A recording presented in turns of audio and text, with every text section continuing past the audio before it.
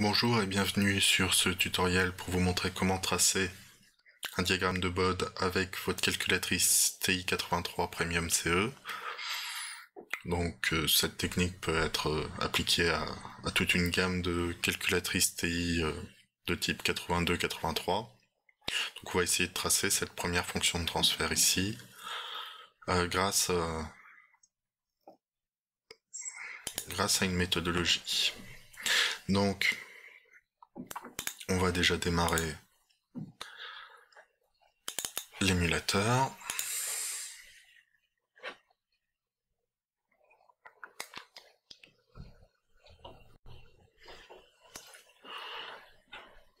Donc on va déjà définir un certain nombre de choses. Donc tout en degrés et représentation en polaire des complexes. Donc une fois que j'ai fait ça, je peux quitter. Donc première chose à faire,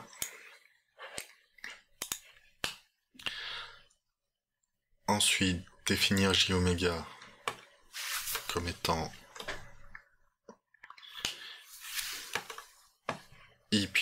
i fois 10 puissance x pour être en semi-logarithmique. Donc i, donc je ne suis pas au bon endroit. Donc on peut vérifier d'ailleurs. Il nous donne bien 1 avec 90 degrés. Donc i fois 10 puissance x. Pour y2, on va utiliser notre fonction de transfert, donc.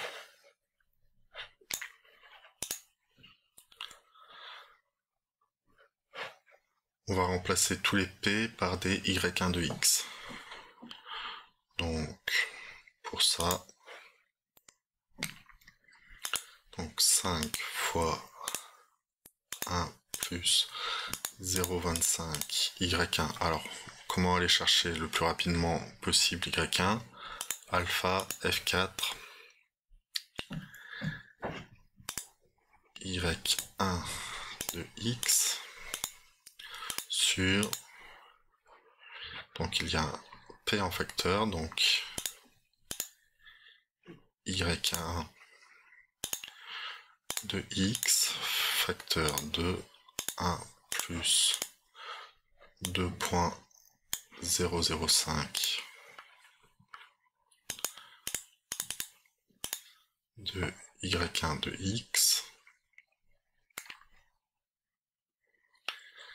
Donc alpha f4 y1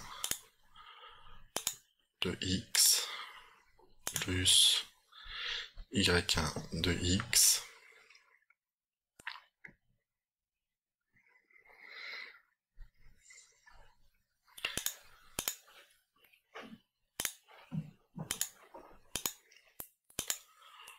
au carré.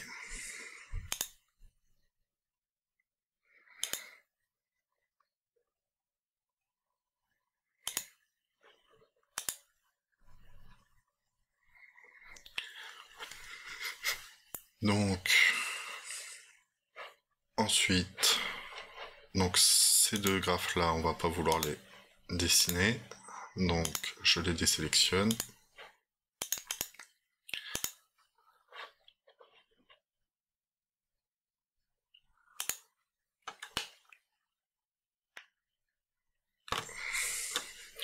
Donc il faut que je définisse le module et l'argument. Déjà le module, 20 log 10 de,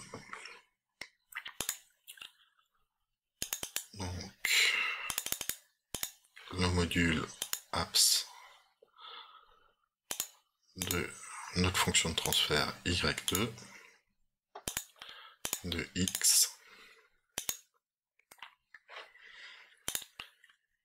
et l'argument, donc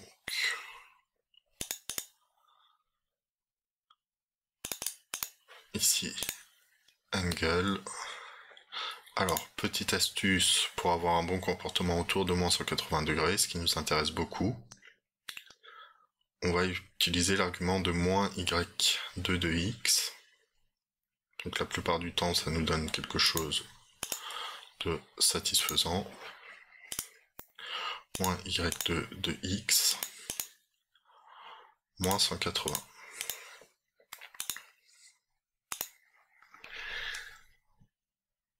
Donc on peut essayer de regarder ce que nous donne le graphique.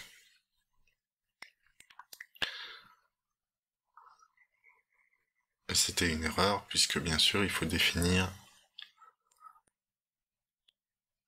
toujours avant.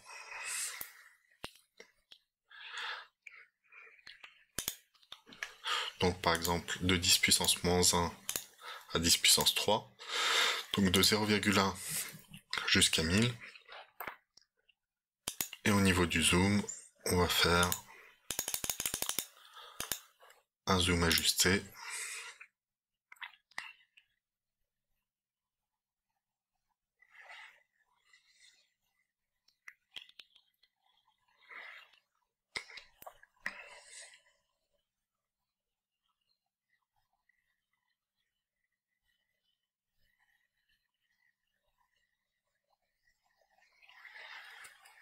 Donc, on a notre diagramme de Bode.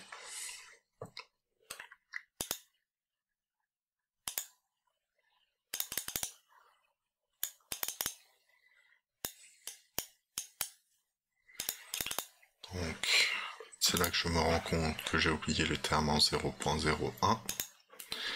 Donc, insérer 0.01.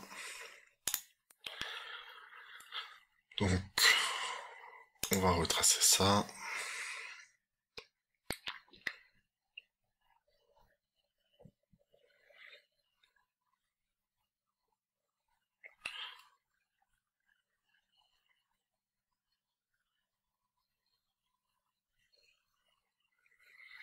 Ok. Donc on a notre diagramme de Bode. Alors si on veut un certain nombre de valeurs, on peut directement aller dans table. Et donc nous on veut des valeurs entre moins 1 et 1, donc on va définir la table. Donc de moins 1 avec un delta de 0.1.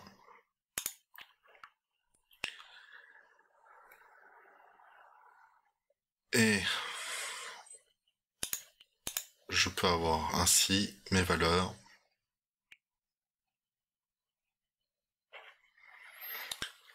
de gain et de phase pour 10 puissance moins 1, 10 puissance moins 0,9, etc., etc. Alors, donc on va désélectionner Y2, bien sûr, qui donne des erreurs. Petite astuce, si on veut tracer avec en centimètres, donc sur un document réponse, on mesure par exemple 12 cm pour 80 dB, et on fait fois Y3 de X. On mesure 15 cm pour 180 degrés, fois Y4. Donc, Y4 de X. Et donc on a en colonne Y5, Y6 des valeurs directement en centimètres pour aider à faire un tracé sur un document réponse. Donc là, bien sûr, j'ai pris beaucoup trop de points, c'est juste un exemple. Avec déjà 2-3 points par décade, on peut réussir à faire un graphique approché tout à fait satisfaisant.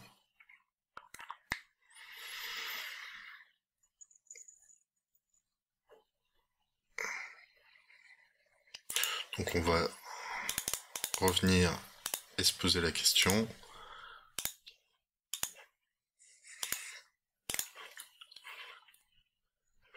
avec cette méthodologie-là.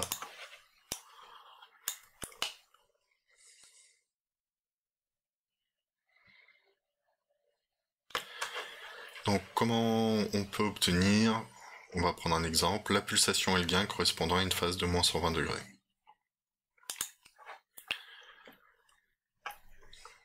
Donc, on va définir en Y7 moins 120 degrés. Donc vous avez vu que les fonctions avec échelle, je les ai désélectionnées pour qu'elles apparaissent plus. Donc,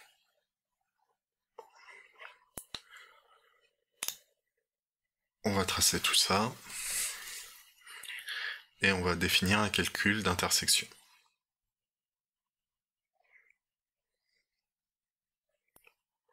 Donc ici, on va voir 3 intersections. Donc, calcul d'intersection entre cette courbe-là et cette courbe-là.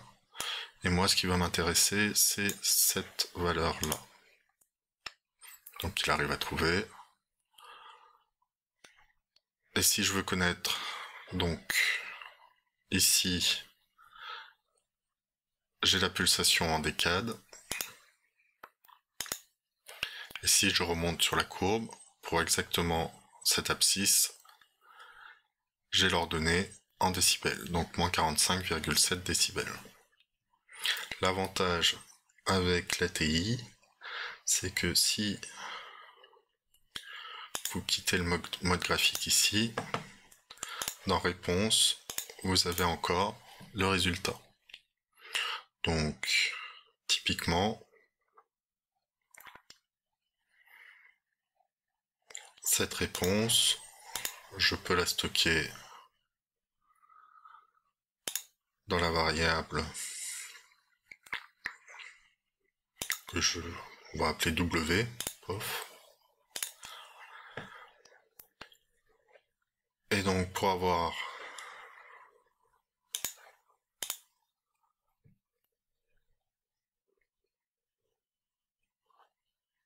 la pulsation réelle, donc j'utilise ma variable W, donc ça correspond à 106,9 radians par seconde. Je peux aussi utiliser directement ma fonction de transfert avec ma variable W pour vérifier, par exemple. Donc je trouve bien moins 120 degrés et un gain de 0,0052. Alors on avait à peu près trouvé 10 puissance moins 46 dB. Est-ce que ça correspond bien? Donc si je fais 10 puissance moins 46 sur 20, on est cohérent. Donc une fois que vous avez fait tout ça une fois,